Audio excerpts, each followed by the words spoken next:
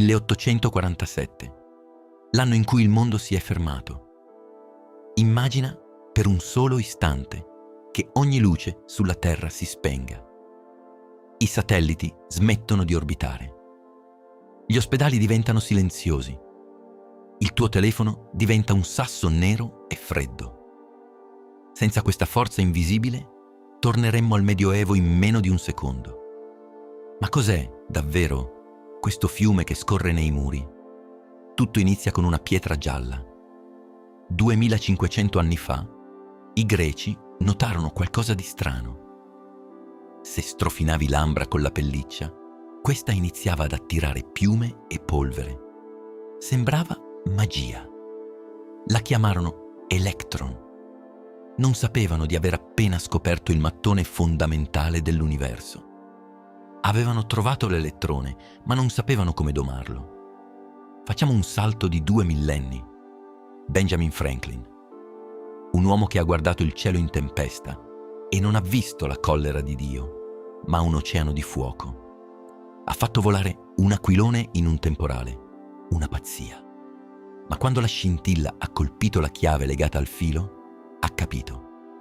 Il fulmine e la scossa che senti toccando una maniglia sono la stessa identica cosa, solo che una uccide, l'altra pizzica.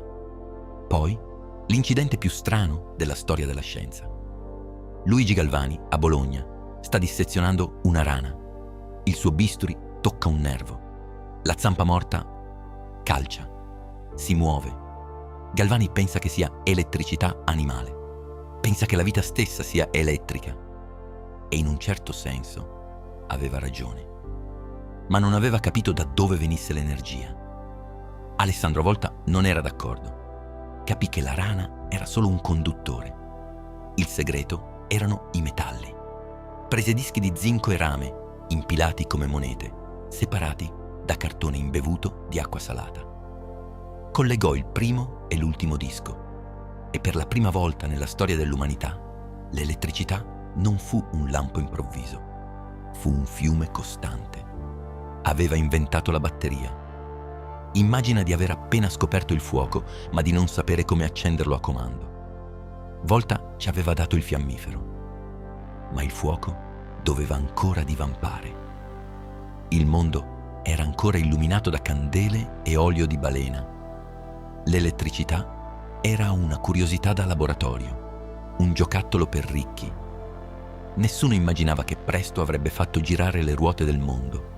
Michael Faraday, un rilegatore di libri senza istruzione matematica. Un giorno prese un magnete e lo mosse dentro un rotolo di filo di rame.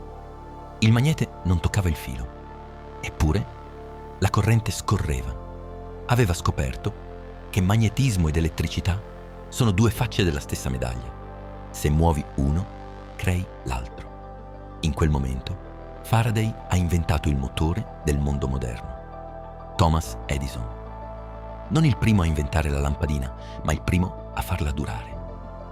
Provò 6.000 materiali per il filamento. Capelli, cotone, bambù. Alla fine, il carbonio vinse. Quando accese quella luce, spinse indietro la notte. Per la prima volta, l'uomo non doveva più dormire quando tramontava il sole. Avevamo comprato il tempo. Ma c'era un problema. La corrente di Edison, chiamata continua, era come un fiume pigro. Non poteva viaggiare lontano. Ogni chilometro serviva una centrale. Entra in scena Nikola Tesla, un genio visionario. Lui proponeva la corrente alternata. Un'onda che va avanti e indietro 60 volte al secondo. Poteva viaggiare per centinaia di chilometri senza perdere forza. La battaglia finale fu alle cascate del Niagara. Chi avrebbe domato quella potenza? Tesla vinse. Le sue turbine trasformarono la caduta dell'acqua in fulmini imbrigliati che viaggiarono fino a Buffalo e poi a New York. Quella notte le luci della città brillarono grazie all'acqua che cadeva a chilometri di distanza. L'era dell'elettricità era ufficialmente iniziata. Presto il mondo fu avvolto da una ragnatela di rame. Le fabbriche abbandonarono il vapore. Le case si riempirono di elettrodomestici. Il frigorifero cambiò la nostra dieta. La radio cambiò la nostra cultura. L'elettricità smise di essere un miracolo e divenne uno sfondo, invisibile, scontata, fino a quando non arrivò il silicio. 1947, esattamente 100 anni dopo l'anno in cui abbiamo iniziato. 3 scienziati inventano un piccolo oggetto brutto e goffo. Il transistor è un rubinetto per l'elettricità. Può bloccarla o farla passare. 0 o 1. Spento o acceso. Questo piccolo interruttore è il padre di ogni computer, di ogni smartphone, di ogni intelligenza artificiale. Prima, un computer occupava una stanza intera e aveva meno potenza di una calcolatrice. Oggi, nel tuo taschino, hai miliardi di transistor microscopici. Miliardi di piccoli interruttori che si accendono e spengono miliardi di volte al secondo. Stiamo parlando di una danza di elettroni così complessa che il cervello umano fatica a comprenderla. Eppure la usi per guardare video di gatti. Abbiamo trasformato l'elettricità in informazione. Ogni foto che scatti, ogni messaggio che invii è solo un pattern di elettroni intrappolati in una prigione di silicio. Non stiamo più spostando solo energia per accendere lampadine. Stiamo spostando pensieri. Stiamo spostando memoria. L'elettricità è diventata il linguaggio della nostra specie. Ma ecco la verità che spesso dimentichiamo. Il dispositivo più avanzato non è nella tua tasca, è nella tua testa. Il tuo cervello funziona con la stessa elettricità di un tostapane, ma con un voltaggio minuscolo. Ogni tuo pensiero, ogni ricordo, ogni volta che ti innamori, è solo una tempesta di ioni che attraversano le membrane dei tuoi neuroni. Il tuo cuore non è una pompa meccanica, è una pompa elettrica. Ha un suo pacemaker naturale, un nodo di cellule che genera un impulso elettrico 70 volte al minuto. Se quell'impulso si ferma, ti spegni. I medici usano il defibrillatore per resettare il sistema con una scossa.